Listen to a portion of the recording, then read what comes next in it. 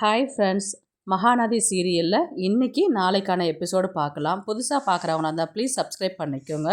வாங்க வீடியோக்குள்ளே போகலாம். வெள்ளிக்கிழமை பார்த்திங்கன்னா இவங்க விஜயோடைய பாட்டி நம்ம குழந்தைய அவங்கக்கிட்டேருந்து கூட்டிக்கிட்டு காவேரியை அறுத்து விட்டலாம் அப்படின்ற மாதிரி தான் பிளானில் முடிவு பண்ணாங்க. விஜயோடைய பாட்டி கல்யாணி அவங்க அதே கண்டினியூ ஆகிட்டு இன்றைக்கி பார்த்திங்கன்னா விஜயோடைய பாட்டி கல்யாணி சாரதா கிட்ட பேச வராங்க. காவேரி எப்படி இருக்கா, எப்போ டிஸ்சார்ஜ் பண்ணுறேன்னு சொல்லியிருக்கிறாங்க அப்படின்ற மாதிரி கல்யாணி சாரதா கிட்ட விசாரிக்கிறாங்க. சாரதா என்ன சொல்கிறாங்கன்னா, இப்போ பரவாயில்ல, வேணால் எழுப்பிட்டுங்களா, பேசுகிறீங்களா அப்படின்னு சொல்லி கேட்டதுக்கு, இல்லை எழுப்பலாம் வேண்டாம், நம்ம வெளியில் போய் பேசலாமா அப்படின்ற மாதிரி கேட்குறாங்க. கல்யாணி என்ன பேசணுன்னா, இங்கே அவர் தாத்தா விஜயோடைய தாத்தான்னு சொல்கிறாரு, இங்கே பேசுகிறது அந்த அளவுக்கு நல்லா இருக்காது, யமுனா இருக்கிறா இல்லையா, அதனால் அவள் காவேரியை பார்த்துக்கிட்டு நம்ம வீட்டில் போய் இந்த விஷயத்தை பற்றி பேசலாம் அப்படின்னு சொல்கிற மாதிரி வீட்டுக்கு வர சொல்கிறாங்க. அடுத்தது வீட்டை தான் காமிக்கிறாங்க. வீட்டில் பார்த்திங்கன்னா எல்லாருமே இருக்கிறாங்க. கங்கா, பாட்டி, சாரதா, இவங்க விஜயோடைய ஃபேமிலி எல்லாருமே இருக்கிறாங்க.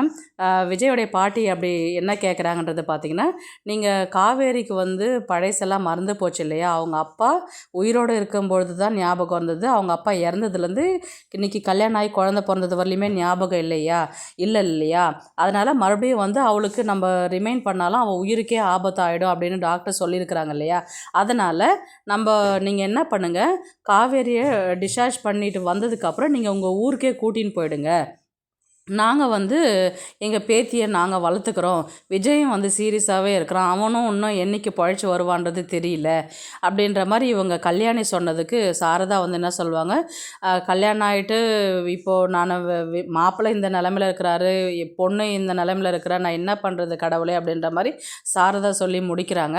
அடுத்தது பார்த்திங்கன்னா, இப்போது விஜய் இந்த நிலமையில் இருக்கிறான், அட்லீஸ்ட் விஜயை வளர்த்தது என்றைக்கு சரியாகுவான்றது தெரியாத பட்சத்தில் நாங்கள் பேத்தியை நாங்கள் வளர்த்து அவனுக்காக நாங்கள் விஜயை வளர்க்குற மாதிரி நாங்கள் பேத்தியை வளர்த்து அதில் நாங்கள் சந்தோஷப்பட்டுக்கிறோம் அப்படின்ற மாதிரி கல்யாணியுடைய முடிவு சொல்கிறாங்க.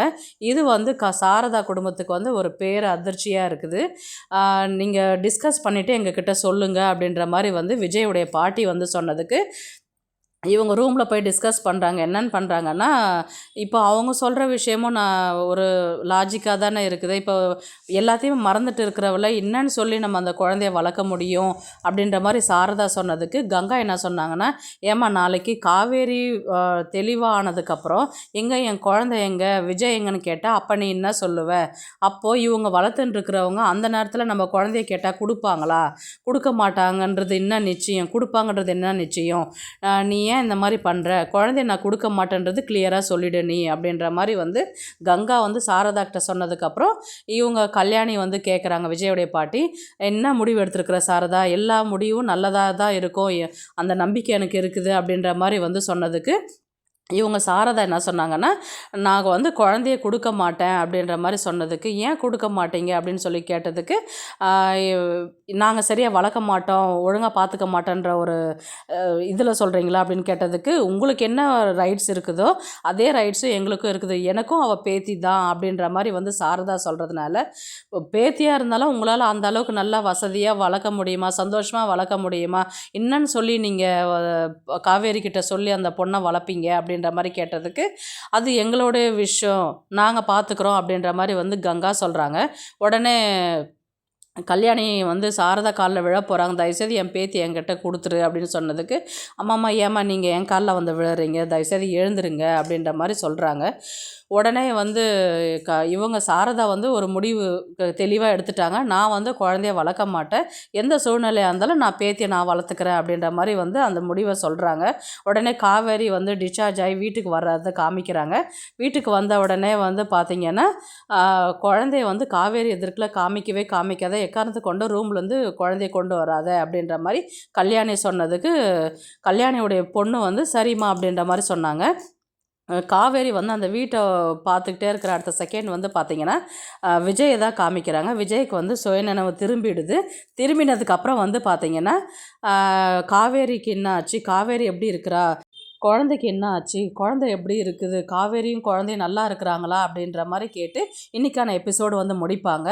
நாளைக்கு வந்து பார்த்திங்கன்னா இவங்க வந்து நல்லா தான் இருக்கிறாங்க, எதுவும் கவலைப்படாத, வீட்டில் தான் இருக்கிறாங்க, டிஸ்சார்ஜ் பண்ணி கூட்டிகிட்டு வந்துட்டோம் அப்படின்ற மாதிரி சொல்லுவாங்க விஜய்கிட்ட. அடுத்தது பார்த்திங்கன்னா கல்யாணியோடைய திட்டம் வந்து விஜயை வந்து காவேரி கிட்டேருந்து பிரிச்சுட்டா விஜய் நல்லா இருப்பாங்க அப்படின்ற மாதிரி தான் வந்து கல்யாணி நினைக்கிறாங்க. ஆனால் விஜய் வந்து ஃபஸ்ட்டு இவர் வந்து அவர் அதை அக்செப்ட் பண்ணிக்க மாட்டார். எதுவாக இருந்தாலும் நான் பார்த்துக்கிறேன் அப்படின்ற மாதிரி தான் வந்து விஜய் சொல்லுவார். விஜய் வந்து காவேரியும் விட மாட்டாங்க, குழந்தையும் விட மாட்டாங்க. அப்படி தான் வந்து கதையை கொண்டு போவாங்க. இவங்க காவேரி கூட்டிக்கிட்டு ஊருக்கே போனாலும் இவர் திரும்ப போயிட்டு அவங்கள மறுபடியும் லவ் பண்ணுற மாதிரி இருக்கும், அவங்க குழந்தைய பார்க்குற மாதிரி இருக்கும், அவங்களுக்காகவே இனி லைஃப் ஸ்பெண்ட் பண்ணுற மாதிரி இருக்கும். ஆனால் இதில் கல்யாணிக்கு விருப்பம் இல்லாத ஒரு போராட்டமான ஒரு கதையாக கொண்டு போவாங்க. இனி ஃபஸ்ட்லேருந்து தொடங்குற மாதிரி இருக்கும் கதை. இந்த பழைய விஷயங்கள் எல்லாமே காவேரிக்கு ஞாபகப்படுத்தி விஜய் வந்து காவேரிக்கிட்டேயும் தன்னுடைய குழந்தைகிட்டையும் சேர்ற மாதிரி தான் வந்து கொண்டு போவாங்க கதை. நாளைக்கு எபிசோடில் பார்க்கலாம். இல்லை விஜய் டிஸ்சார்ஜ் ஆகி வர்றதுக்குள்ளே காவேரியை வந்து அந்த வீட்டிலேருந்து அனுப்புறதுக்காக பிளானில் நடக்கும் கல்யாணியுடைய பிளானு. நாளைக்கானது பார்க்கலாம். ப்ளீஸ் இந்த வீடியோ உங்களுக்கு பிடிச்சிருந்தா லைக் பண்ணுங்கள், ஷேர் பண்ணுங்கள், சப்ஸ்கிரைப் பண்ணுங்கள். தேங்க்ஸ் ஃபார் வாட்சிங்.